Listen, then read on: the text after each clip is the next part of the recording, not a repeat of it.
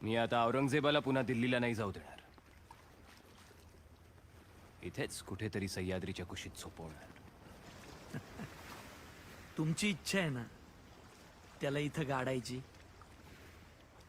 मग तुम्ही खड्डा खणायला घ्या. त्याला खड्ड्यापर्यंत आणायची जबाबदारी माझी.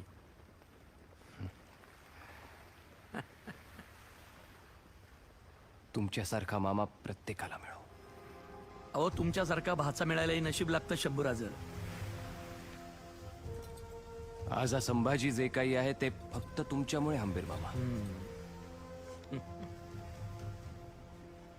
आता औरंगजेब नावाचे असे कितीही उधाणलेले समुद्र अंगावर आले तरी त्यांना असेच पायाशी ठेवू. फक्त मी असेच पाठीशी उभे राहा. जोपर्यंत तुमचा हा हंबीर मामा जिवंत आहे, तुमच्या पाठीमागं काय घडतं याची तुम्ही चिंता बी करू नका. तुम्ही समोर लक्ष द्या, स्वराज्य वाढवण्यावर. हे तिघ इथं बोला नाही. महाराज, पोर्तुगीजांनी अचानक फोंड्यावर हल्ला केलाय. किल्ल्यामध्ये यसाची आणि 200 मावळे आहेत फक्त.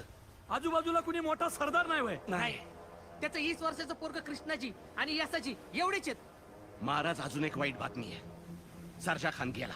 काय औरंगानं हालल करून मारला त्याला? होय, मी स्वतःच्या डोळ्यांनी पाहिले. महाराज, आपण रायगडाकडे निघावं. मी बहिर्जी, संताजी, धनाजी, मालोजी यांना घेऊन घुसतो फोंड्याच्या किल्ल्यात. माझे 200 भाऊ मरणाच्या दारात असताना मी रायगडावर जाऊ? अहो पण मामा, मुघल खूप कापले. आता गोरी कातडी सोलायची.